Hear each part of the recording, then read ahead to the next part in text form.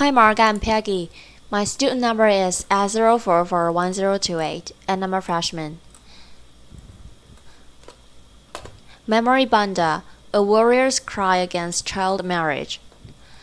I'll begin today by sharing a poem written by my friend from Malawi, Eileen Perry. Eileen is only 13 years old, but when we were going through the collection of poetry that we wrote, I found her poem is so interesting, so motivating. So I'll read it to you. She entitled her poem, I'll Marry When I Want. Laughter. I'll marry when I want. My mother can't force me to marry. My father cannot force me to marry. My uncle, my aunt, my brother or sister cannot force me to marry. No one in the world can force me to marry. I'll marry when I want. Even if you beat me, even if you chase me away, even if you do anything bad to me, I'll marry when I want. I'll marry when I want, but not before I'm well educated, and not before I'm all grown up. I'll marry when I want. This poem might seem old, written by a 13-year-old girl, but where I and Eileen come from, this poem, which I have just read to you, is a warrior's cry. I am from Malawi. Malawi is one of the poorest countries, very poor, where gender equality is questionable. Growing up in that country, I couldn't make my own choices in life. I couldn't even explore personal opportunities in life. I'll tell you a story of two different girls, two beautiful girls. These girls grew up under the same roof. They were eating the same food. Sometimes they would share clothes and even shoes, but their lives ended up differently, in two different paths. The other girl is my little sister. My little sister was only 11 years old when she got pregnant. It's a hurtful thing. Not only did it hurt her, even me.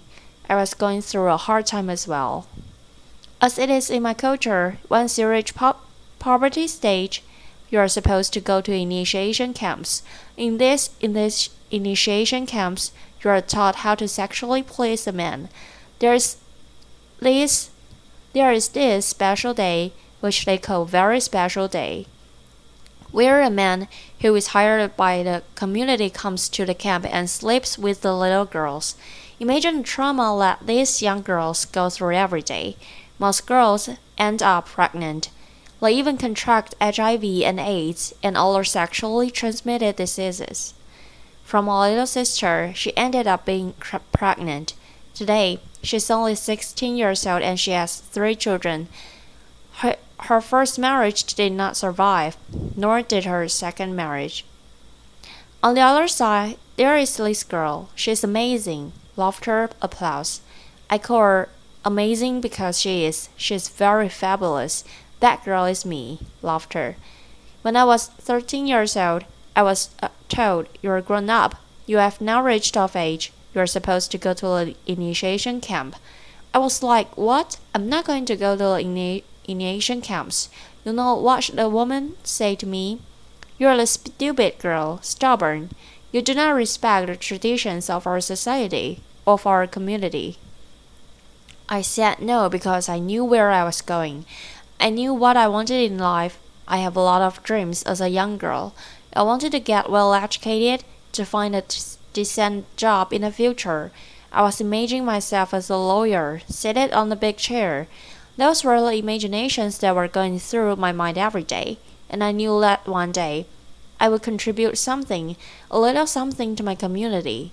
But every day after refusing, women would tell me, look at you, you're all grown up, your little sister has a baby, what about you?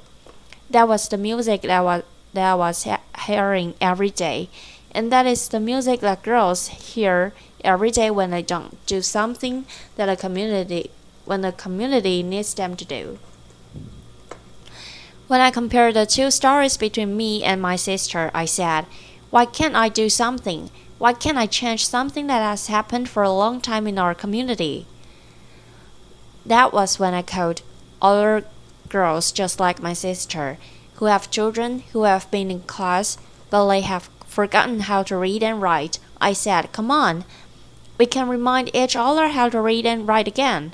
How to hold a pen, how to read, to hold a book. It was a great time I had with them. Nor did I just learn a little about them, but they were able to tell me their personal stories. While they were facing every day as young mothers, that was when I was like, why can we take all these things that are happening to us and present them and tell our mothers, our traditional leaders, that these are the wrong things. It was a scary thing to do because these traditional leaders were already accustomed to the things that have been there for ages. A hard thing to change, but a good thing to try. So we tried. It was very hard, but we pushed. And I'm here to say that in my community, it was the first community that after girls pushed so hard to our traditional leader, and our leader stood up for us and said no girl has to be married before the age of 18. Applause. In my community, that was the first time a community they had to call the bylaws. The first bylaw that protected girls in our community. We didn't stop there. We forget ahead. We forged ahead. We are determined to fight for girls not just in my community, but even in other communities. When the child marriage bill was being presented in February, we were there at the Parliament House. Every day, when the members of Parliament were entering, we were telling them, "Would you please support the bill?" And we don't have much technology like here, but we have our small phones. So we said, "Why can't we get their numbers and text them?" So we did that. It was a good thing. Applause. So when a bill passed, we text them back, "Thank you for supporting the bill." Laughter. And when a bill was signed by the president, making it into law, it was applause. Now, in Malawi, 18 is the legal marriage age from 15 to 18. Applause. It's a good thing to know that the bill passed, but let me tell you this. There are countries where 18 is the legal marriage age, but don't we hear cries of women and girls every day? Every day, girls' lives are being wasted away. This is high time for leaders to honor their commitment. In honoring this commitment, it means keeping girls' issues at heart every day, every time. We don't have to be subjected a second, but they have to know that women as we are in this room, we're not just women, we're not just girls, we're extraordinary. We can do more. Another thing for Malawi, and not just Malawi but other countries, the law which are there. You know how the law is not a law until it is enforced. The law which has just recently passed and the laws that in other countries have been there, they need to publicized at the local level, at the community level, where girls' issues are very striking. Girls face issues, difficult issues, at a community level every day. So if these young girls know that there are laws that protect them, they will be able to stand up and defend themselves because they will know that there is a law that protects them. And another thing I would say is that girls' voice and women's voice are beautiful. They are there, but we cannot do this alone. Male advocates, they have to jump in and to step in and work together. It's a collective work. What we need is what girls elsewhere need: good education, and above all, not to marry whilst 11.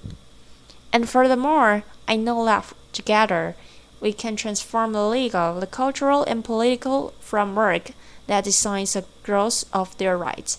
I'm standing here today and declaring that we can end child marriage in a generation. This is the moment where a girl and millions of girls worldwide will be able to say, "I will marry when I want." Applause. Thank you. Applause.